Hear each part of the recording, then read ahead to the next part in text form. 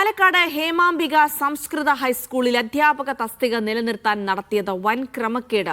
വിദ്യാർത്ഥികളുടെ എണ്ണം പെരുപ്പിച്ച് കാണിച്ചാണ് തസ്തിക നിലനിർത്തിയത്. 8ാം ക്ലാസ്സിൽ ആകെ 20 കുട്ടികളാണ് ഉണ്ടായിരുന്നത്.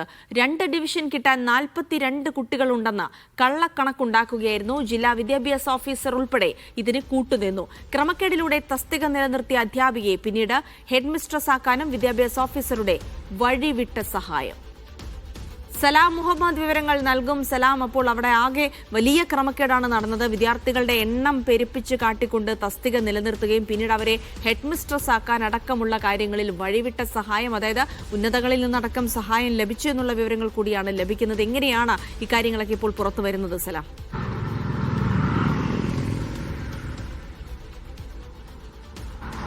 കഴിഞ്ഞ സർക്കാരിന്റെ കാലത്താണ് ഈ ക്രമക്കേടുകൾ നടക്കുന്നത്. അതായത് ഈ സ്കൂളിൽ രണ്ടാമതൊരു ഡിവിഷൻ അനുവദിക്കണമെങ്കിൽ, സാധാരണഗതിയിൽ ഹൈസ്കൂളിൽ രണ്ടാമതൊരു ഡിവിഷൻ അനുവദിക്കണമെങ്കിൽ 36 കുട്ടികളാണ് വേണ്ടത്. നിലവിൽ ആ സ്കൂളിൽ ആകെ 20 കുട്ടികളേ ഉള്ളൂ. അതായത് ഇപ്പോൾ പുറത്തു വന്ന വിവരപ്രകാരം അവിടെ ഉണ്ടായിരുന്ന കുട്ടികളുടെ എണ്ണം ഏതാണ്ട് 43 എന്ന് കാണിച്ചുകൊണ്ടാണ് അങ്ങനെ അവിടെ ഒരു രണ്ടാമതൊരു ഡിവിഷൻ അനുവദിച്ചത്. അതായത് ആ ഹെഡ് മിസ്ട്രസ് ഇപ്പോൾ ജോലിയിൽ തുടരുന്ന ആ അധ്യാപികയ്ക്ക് അവിടെ തസ്തിക നിലനിർത്തണമെങ്കിൽ ഈ കുട്ടികളുടെ എണ്ണം കൂടുതലായി കാണിക്കേണ്ടതായി ആവശ്യമായി വന്നു. അതോടൊപ്പം തന്നെ രണ്ടാമതൊരു ഡിവിഷൻ കൂടി അവിടെ ഉണ്ടാകേണ്ടതായി വന്നു. അങ്ങനെയാണ് ഈ ഒരു ക്രമക്കേട് നടത്തിക്കൊണ്ട് അവിടെ രണ്ടാമതൊരു ഡിവിഷൻ നിലനിർത്തിയത്. പിന്നീട് വിവരാവകാശ പ്രകാരം കൊടുത്ത അപേക്ഷന്മേൽ ലഭിച്ച മറുപടിയിലാണ് അവിടെ ആകെ 20 കുട്ടികളെ ഉണ്ടായിരുന്നുള്ളൂ. അതായത് ആദ്യ 6 ദിവസങ്ങളിലെ അറ്റൻഡൻസ് നോക്കിയാണ് ഇങ്ങനെ എത്ര കുട്ടികളാണ് അവിടെ ഉള്ളത് എന്ന കാര്യത്തിൽ. ആദ്യ 6 പ്രവൃത്തി ദിനങ്ങളിലെ അറ്റൻഡൻസ് നോക്കിയാണ് എത്ര കുട്ടികൾ എത്രയാണ് സ്ട്രെങ്ത് എന്ന കാര്യത്തിലൊക്കെ തന്നെ ഒരു തീരുമാനം ഉണ്ടാവുക. അങ്ങനെ നോക്കുമ്പോൾ ആദ്യ 6 ദിനങ്ങളിൽ അവിടെ 20 കുട്ടികൾ മാത്രമാണ്